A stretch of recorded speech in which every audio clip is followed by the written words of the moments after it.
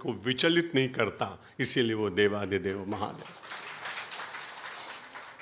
कभी उन्होंने केवल एक बार पार्वती जी ने बहुत आग्रह किया था कि तुम्हारी गुफा में रहते रहते और ये स्मशान की राख बिछाते बिछाते सारा जीवन व्यतीत हो गया, अब तो कैलाश की गुहा के पास में कोई सुंदर सा ऐसा अद्भुत भवन बनना चाहिए कि मैं भी लक्ष्मी को कह सकूं कि तुम क्या हो।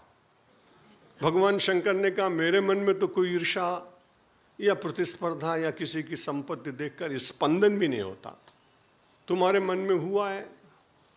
अब मेरी कठिनाई है कि मैंने तुम्हारा वर्ण किया है, इसलिए तुम्हारे भीतर चाहे वर विचार जागे और चाहे अपर विचार जागे, उनका सामान्य रूप से अब पालन करना ही पड़ेगा। विश्वकर्मा को बुलाया, अतः बहुत ही सुंदर भवन बया। विश्व में संभवतः इतना अच्छा कोई भवन था ही नहीं। शंकर जी ने कहा कि इसमें वास्तु कराने के लिए कोई पंडित तो बुला। आचरण की दृष्टि से उतना दुष्ट नहीं हुआ था तब तक रावण, इसलिए उसको निमंत्रण देकर पूजा करने के लिए बुलाया।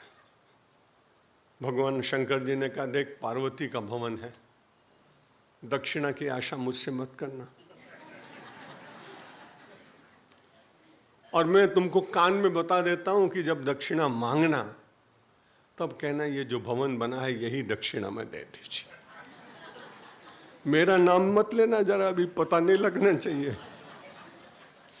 पूरा पूजन हो गया। उसके बाद भगवान शंकर को प्रणाम किया। उसने बोला, ग्रहपति आप हैं, दक्षिणा कौन देगा? बोला, ग्रहपति मैं हूं, ग्रह लक्ष्मी वो है, वो जाने हैं। आप लोग भी ज़्यादातर अपने अपने परिवारों में अपने उन्हीं लोगों को पैसे दे देते हैं, वो संभालती हैं बहनें। जब वो सब कुछ हुआ तो लक्ष्मी, वो पार्वती जी से कहा कि मैं जाऊंगा, आने जाने का मार्ग है, मुझे नहीं चाहिए, आपकी सेवा में यूं ही चला आया हूं, दक्षिणा में दे दीजिए, क्या देते हैं आप? बोले, आप जो कहें, शंकर के दरबार में किसी बात की कमी है? तो बोले, जो नया भवन बनाया आपने यही दक्षिणा में दे दीजिए, मैं संकल्प करता। भगवान शंकर ने कहा, मैंने तुम्हें कहा था ना, अपने प्रारब्ध की रेखा में है ही नहीं भवन, ये सारा संसार ही अपना विश्व भवन है। और इसलिए भगवान शंकर आशुतोष हैं।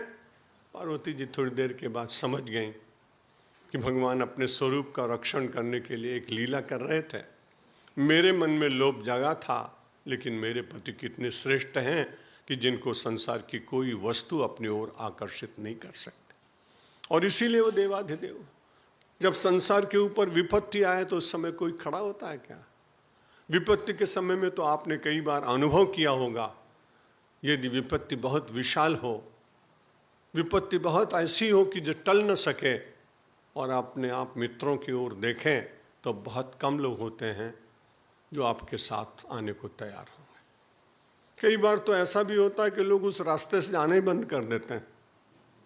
उस विपत्ति में सहायता की बात तो दूर, वो अपने उस मित्र का विपत्ति के क्षणों में मिलन भी उनको अच्छा लगता नहीं।